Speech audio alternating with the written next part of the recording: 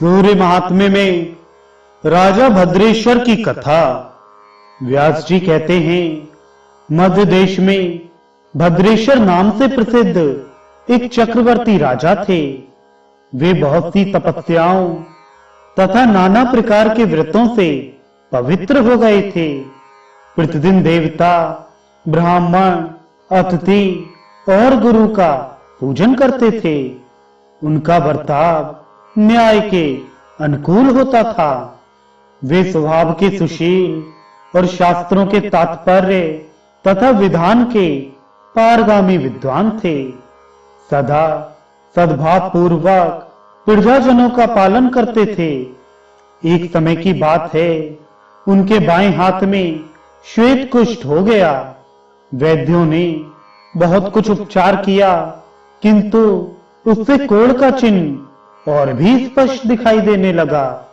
तब राजा ने प्रधान ब्राह्मणों और मंत्रियों को बुलाकर कहा, विप्रगण, मेरे हाथ में एक ऐसा पाप का चिन्ह प्रकट हो गया है, जो लोक में निंदित होने के कारण मेरे लिए दुस्सह हो रहा है।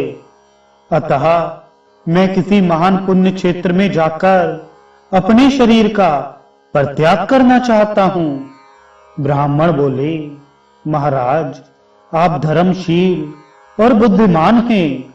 यदि आप अपने राज्य का परित्याग कर देंगे तो यह सारी प्रजा नष्ट हो जाएगी। इसलिए आपको ऐसी बात नहीं कहनी चाहिए। प्रभु, हम लोग इस रोग को दबाने का उपाय जानते हैं। वह यह है कि आप यत्न पूर्वक महान देवता भगवान सूर्य की आराधना कीजिए। राजा ने पूछा, विप्रवरों, किस उपाय से मैं भगवान भास्कर को संतुष्ट कर सकूंगा? ब्राह्मण बोले, राजन, आप अपने राज्य में ही रहकर सूर्य देव की उपासना कीजिए। ऐसा करने से आप भयंकर पाप से मुक्त हो स्वर्ग और मोक्ष दोनों प्राप्त कर सकेंगे। यह सुनकर सम्राट ने उन श्रेष्ठ ब्राह्मणों को प्रणाम किया और सूर्य की उत्तम आराधना आरंभ की।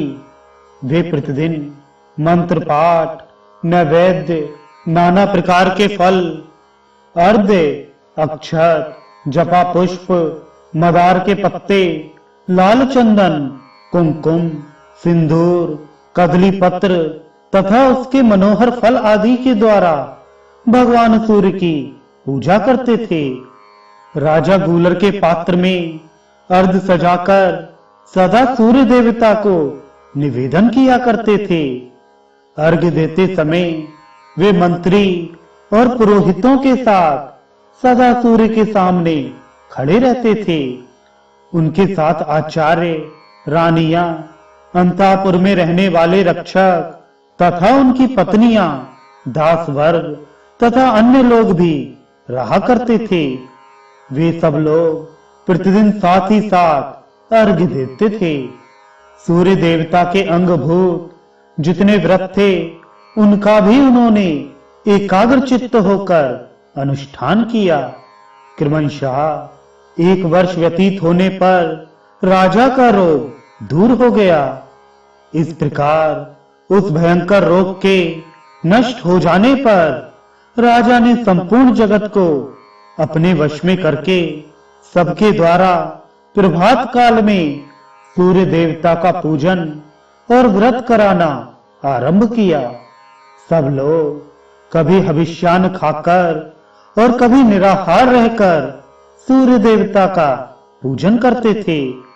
इस प्रकार ब्राह्मण, क्षत्रिय और वैश्य, इन 3 वर्गों के द्वारा पूजित होकर भगवान सूर्य बहुत संतुष्ट हुए और कृपा पूर्वक राजा के पास आकर बोले, राजन, तुम्हारे मन में जिस वस्तु की इच्छा हो उसे वरदान के रूप में मांग लो।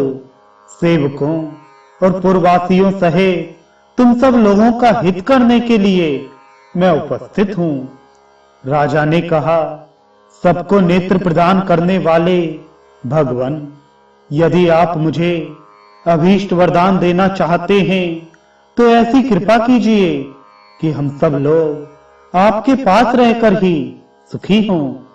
सूर्य बोले, राजन, तुम्हारे मंत्री, पुरोहित, ब्राह्मण, स्त्रियां तथा अन्य परिवार के लोग सभी शुद्ध होकर कल्प पर्यंत मेरे रमणीय धाम में निवास करें।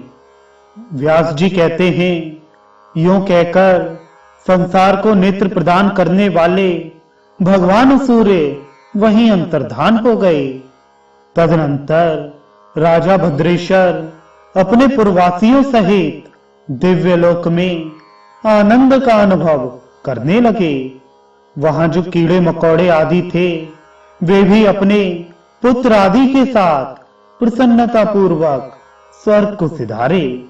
इसी प्रकार राजा, ब्राह्मण, कठोर व्रतों का पालन करने वाले मुनि तथा क्षत्रिय आदि अन्य वर्ण सूर्य देवता के धाम में चले गए। जो मनुष्य पवित्रता पूर्वक इस प्रसंग का पाठ करता है उसके सब पापों का नाश हो जाता है तथा वह रुद्र की भांति इस पृथ्वी पर पूजित होता है। जो मानव संयम पूर्वक इसका श्रवण करता है उसे अभीष्ट फल की प्राप्ति होती है। इस अत्यंत गोपनीय रहस्य का भगवान सूर्य ने यमराज को उपदेश दिया था। भूमंडल पर तो व्यास के द्वारा ही इसका प्रचार हुआ है।